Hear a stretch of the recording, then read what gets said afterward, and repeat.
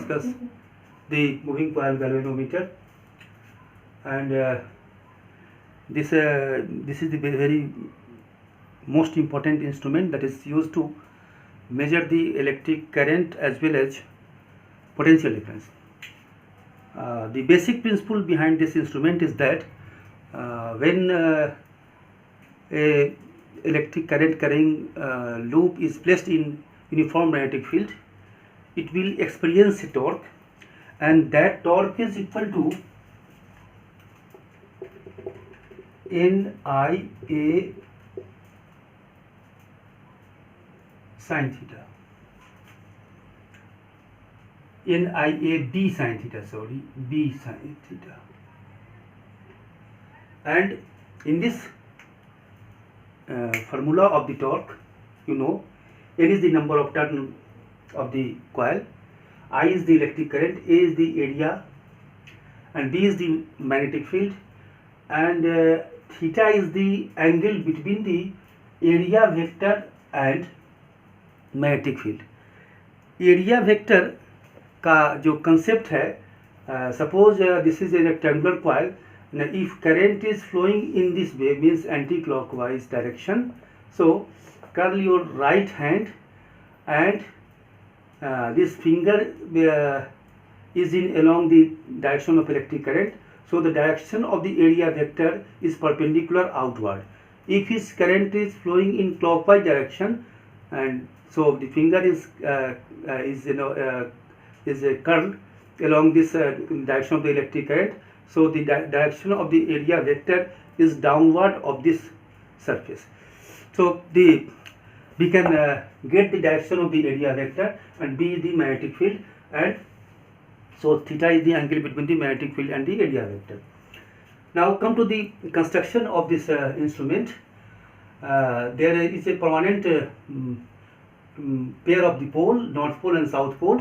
It will provide a uniform magnetic field B, and the shape of the pole is the cylindrical, means the surface is concave, so hence the magnetic field is direction of magnetic field is always radial, यानी shape concave है, और concave के perpendicular जो भी direction होता है वो along the radius होगा, तो मैग्नेटिक फील्ड की डायरेक्शन along the सेंटर होगा, इस सरफेस के सेंटर जो भी होंगे ये होगा.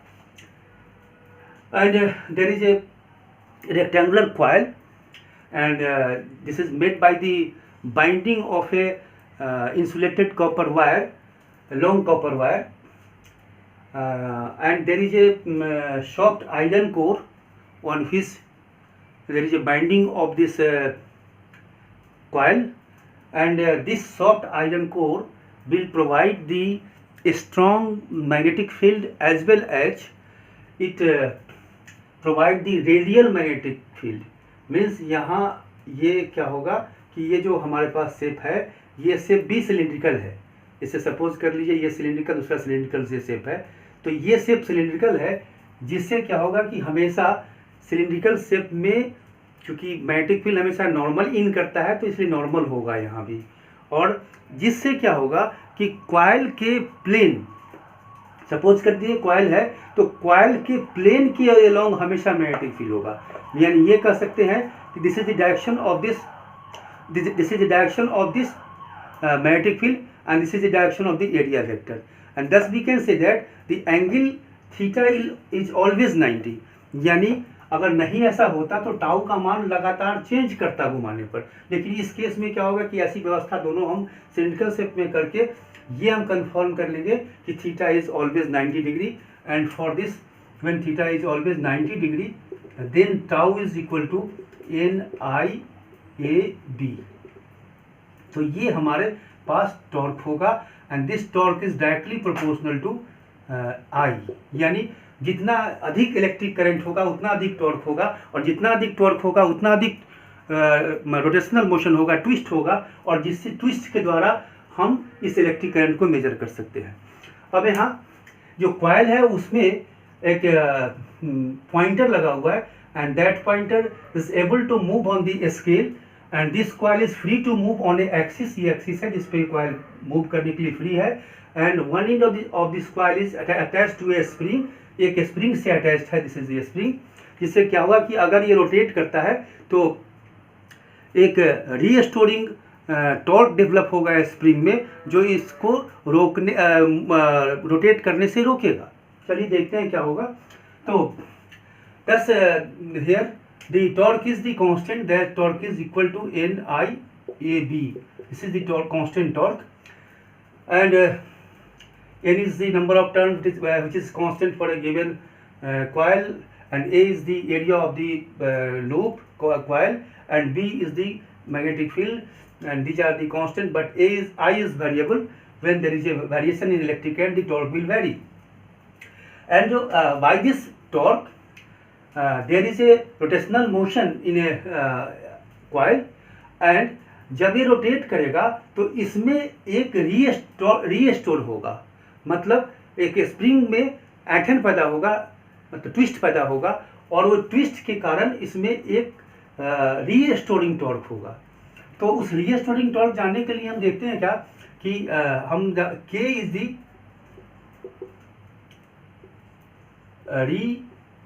Restoring torque per unit twist, मतलब एक यूनिट ट्विस्ट के लिए जो रीस्टोरिंग टॉर्क है वो K है। ये उसके मटेरियल पर डिपेंड करता है, स्प्रिंग किस मटेरियल का बना हुआ है। तो अगर ये फाई से रोटेट किया, यानी यहाँ पर ये फाई से रोटेट किया, तो क्या होगा, restoring torque is equal to restoring torque जो डेवलप होगा इस स्प्रिंग में वो होगा K फाई के इक्वल होगा। एंड जब ये टॉर्क और ये टॉर्क इक्वल हो जाएगा तब ये coil will be in equilibrium, coil equilibrium में होगा, और तब वो रोटेशन बंद हो जाएगा। तो in equilibrium position we can equate this and we can we get NIAB is equal to K phi, and I is equal to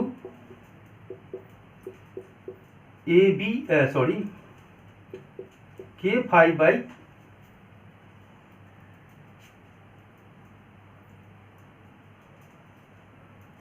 NAB, and this is the value of this current, and this K is constant for, चूँकि spring जिस material से बना है वो material constant है, इसलिए K is constant, and N is constant, number of turns of the coil ये constant है, एरिया ऑफ द कॉइल ये सारे कांस्टेंट है।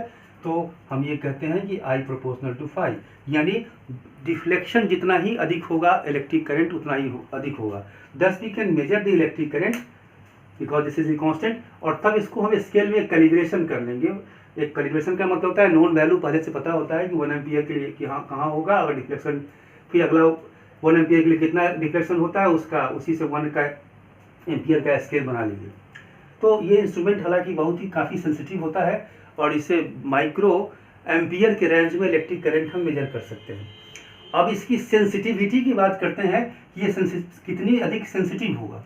तो सेंसिटिव जानने के लिए हम ये कह सकते हैं कि कोई इंस्ट्रूमेंट सेंसिटिव है तो कम से कम में ज़्यादा डिफ्लेक्शन होता है, थोड़ी सी भी करंट से ज़्यादा डिफ्लेक्शन होता है, then we can say that the instrument is very sensitive. जैसे एक थर्मामीटर है, थोड़ा सा भी टेम्परेचर अगर राइज करता है तो ज़्यादा डिफ्लेक्शन देता है, इसका मतलब क्या कहेंगे, that thermometer is a very sensitive.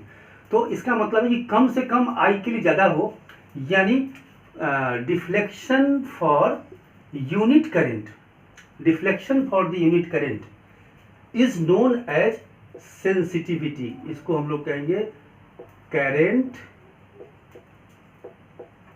Sensitivity. तो current sensitivity is equal to 5/I की बात करते हैं, 5/I this is equal to NAB/K, यानी इस इंस्ट्रूमेंट की सेंसिटिविटी इन ये वैल्यू होगा, यानी कि इसकी अगर सेंसिटिविटी का यूनिट कहेंगे तो कहेंगे डिग्री या रेडियन पर एम्पियर। और ये तो नंबर ऑफ टर्न्स है, ये एरिया ऑफ द कॉइल है, B is the magnetic field है and K is the storing torque per unit twist. अब यहाँ पर हम इस सेंसिटिविटी को बढ़ाने के लिए हम क्या कर सकते हैं, तो नंबर ऑफ टर्न बढ़ा सकते हैं। ये सबसे मेजर फैक्टर है कि number of by increasing the number of turn we can increase the sensitivity of this galvanometer. A है एरिया, तो area of the rectangular loop अगर हम बढ़ाएंगे तो वो बल्कि हो जाएगा, इसलिए उसको एक लिमिट तक ही बढ़ा सकते हैं, यानी ये हमारे पास ज़्यादा फ्रूटफुल नहीं है। और बी अगर मैग्नेटिक फील्ड देंगे तो मैग्नेटिक फील्ड बाहर निकल जाएगा कॉइल से बाहर, तो वो भी बहुत सही नहीं हो पाएगा। के शुड बी स्मॉल, यानी इस मटेरियल के स्प्रिंग यूज करना चाहिए जिसकी के कम हो। तो बाई लोअरिंग दिस के या by increasing the N we can increase the sensitivity of this moving coil galvanometer. In the next class I will discuss how can you convert this galvanometer into voltmeter and ammeter। क्योंकि यहाँ दो problem हमारे लिए है कि एक तो ये काफ़ी सेंसिटिव है, माइक्रो एम्पियर के रेंज में भी इसमें डिफ्लेक्शन होता है, तो ज़्यादा करंट के लिए इतना अधिक डिफ्लेक्शन होगा कि ब्रेक कर सकता है। इसलिए हम वहाँ देखेंगे क्या कि इसको कैसे हम यूज कर सकते हैं to measure the electric current and to measure the potential difference. So how it is converted into the voltmeter and ammeter। So it will be discussed in the next class.